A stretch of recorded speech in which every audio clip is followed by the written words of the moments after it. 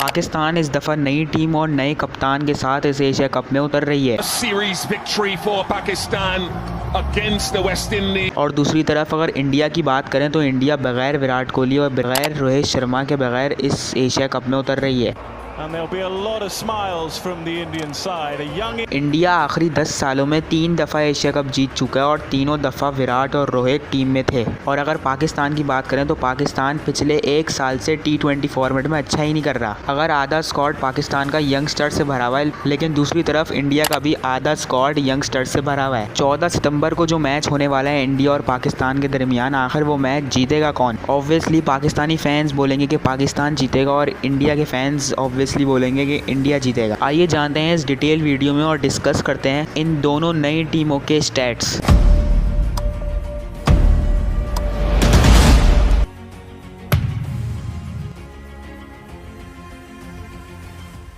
देखिए, अगर सबसे पहले इंडिया की बात करें तो इंडिया की कप्तानी सूर्या कुमार यादव करेंगे, लेकिन जब विराट और रोहित ने इस फॉर्मेट से रिटायरमेंट ली थी तो उसके बाद शुभमन गिल को इस फॉर्मेट का कैप्टन बना दिया था सिर्फ एक सीरीज के लिए। वो सीरीज तो इंडिया जीत जाती है, लेकिन फिर उसके बाद शुभमन गिल को तो टेस्ट का कप्तान बना दिया जाता है, लेकिन फिर T20 का सूर्या कुमार को बना दिया जाता है कप्तान। इंडिया की टीम ने सूर्या कुमार की कप्तानी में 4 T20 सीरीज से खेली है, जिसमें से 2 होम थी और 2 अवे थी। सबसे पहले अगर हम बात करें तो इंडिया की सीरीज होती है श्रीलंका से, जो कि पहली सीरीज थी सूर्या कुमार की कप्तानी में, और इंडिया ये सीरीज 3-0 से जीत जाता है श्रीलंका के ही ग्राउंड में ही। इसके बाद फिर बांग्लादेश की टीम इंडिया आती है 3 T20 सीरीज खेलने, और यहाँ पर भी इंडिया होम एडवांटेज से ये सीरीज जीत जाता है, वाइट वॉश कर देता है, और इंडिया इस सीरीज में हाईएस्ट रन्स भी बनाता है T20 की हिस्ट्री में। सब कुछ अच्छा चल रहा था सूर्या कुमार की कप्तानी में, इंडिया जीते ही जा रहा था, लेकिन फिर इनकी T20 सीरीज होती है साउथ अफ्रीका से, साउथ अफ्रीका के ही घर में, और ये सीरीज होती है 4 मैचों की, और ये सीरीज भी इंडिया शॉकिंगली जीत जाती है 3-1 से। और इस सीरीज में भी तिलक वर्मा बहुत अच्छी परफॉर्मेंस देते हैं और एक सेंचुरी भी लगाते हैं। यहाँ से पता चल गया था कि जो प्लेयर्स IPL में परफॉर्म कर रहे हैं वो इंटरनेशनल भी परफॉर्म कर रहे हैं, और सबसे अच्छी बात तो ये थी कि ये सेना कंट्रीज में जाके परफॉर्म कर रहे थे। फिर इंडिया की सीरीज इंग्लैंड से होती है 5 T20 की, और यहाँ पर होम सीरीज होती है और इंडिया इंग्लैंड को 4-1 से हरा देता है। सूर्या कुमार की कप्तानी में टीम इंडिया ने दबा के डोमिनेंस दिखाई है चारों सीरीज में। इंडिया ने टोटल 4 सीरीज से खेली हैं, जिसमें से 2 होम थी और 2 अवे थी। होम में इन्होंने बांग्लादेश को हराया और इंग्लैंड को, और अवे में इन्होंने श्रीलंका को और साउथ अफ्रीका को हराया। फिर हम दूसरी तरफ अगर पाकिस्तान की बात करें तो सलमान अली आगा की कप्तानी में पाकिस्तान टोटल 5 सीरीज से खेल चुके हैं, जिसमें से 4 बायलैटरल सीरीज हैं और 1 ट्राई नेशन सीरीज है। अगर हम पाकिस्तान की पहली सीरीज की बात करें तो पाकिस्तान पहली सीरीज न्यूजीलैंड से खेलता है, न्यूजीलैंड में जाके 5 T20 की, जिसमें से ये 4-1 से ये सीरीज हार जाते हैं। लेकिन इस सीरीज के हारने के बाद सलमान अली आगा को इतना कुछ कहा नहीं जाता, क्योंकि ये इनकी पहली सीरीज थी और इस सीरीज में तकरीबन 1 से 2 खिलाड़ी डेब्यू कर रहे थे अपना। फिर पाकिस्तान अपनी दूसरी सीरीज खेलता है होम में बांग्लादेश के खिलाफ, और बांग्लादेश को यहाँ पर ये लोग वाइट वॉश मारते हैं 3-0 से, जो कि काफ़ी दिनों के बाद पाकिस्तान को T20 सीरीज जीतने को मिलती है। फिर उसके बाद इनकी सीरीज दोबारा से बांग्लादेश के खिलाफ होती है, लेकिन इस दफ़ा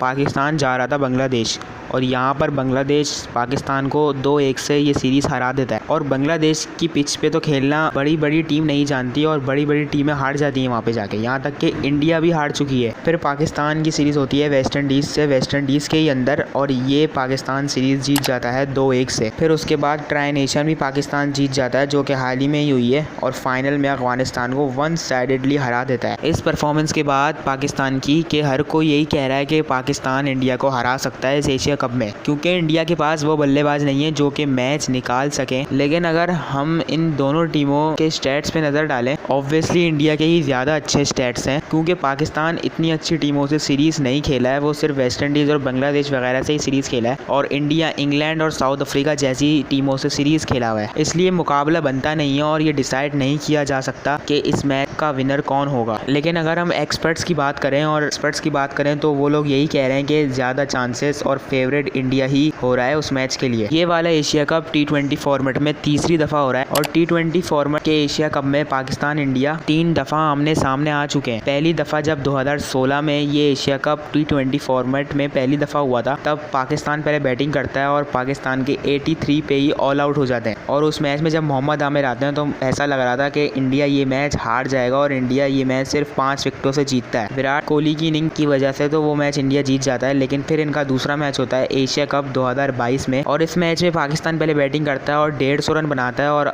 इंडिया ये मैच भी जीत जाता है आखिरी ओवर में आके। फिर इनका तीसरा मैच होता है उसी एशिया कप में सुपर 4 में, और इस मैच में इंडिया पहले बैटिंग करता है और 180 रन बना देता है और वो मैच पाकिस्तान जीत जाता है और इतने बड़े रन चेस कर लेता है और अपनी पहली जीत नाम करता है T20 फॉर्मेट में एशिया कप में। लेकिन अगर हम ऑन पेपर देखा जाए तो इंडिया ज़्यादा स्ट्रॉन्ग लग रही है पाकिस्तान के मुकाबले में। लेकिन अगर हम विनर की बात करें तो विनर का फैसला नहीं हो सकता भी, क्योंकि दोनों ही टीमें नहीं है। इंडिया इसलिए स्ट्रॉन्ग करार दिया जा रहा है क्योंकि इंडिया के जितने भी प्लेयर्स हैं स्क्वाड के अंदर, खास तौर पे बैट्समैन, उन्होंने सेना कंट्री में जाके 100 बनाई है और अच्छा परफॉर्म किया है। लेकिन पाकिस्तान की बात करें तो पाकिस्तान में सिर्फ हसन नवाजी एक ऐसा प्लेयर है जिसने 100 बनाई थी अपने डेब्यू मैच में न्यूजीलैंड के खिलाफ, न्यूजीलैंड के अंदर, और एक मोहम्मद हारिस हैं जिन्होंने बांग्लादेश के खिलाफ होम ग्राउंड में सेंचुरी बनाई थी। क्योंकि पाकिस्तान का किसी भी कोई सेना कंट्री से सीरीज हुई नहीं अभी तक इस फॉर्मेट में। लेकिन देख लिया जाएगा 14 तारीख को कि इस मैच का विनर कौन होता है। लेकिन अपनी राय ज़रूर दीजिएगा कमेंट के अंदर। मिलते हैं एक अच्छी सी अगली वीडियो में, तब तक के लिए गुड बाय।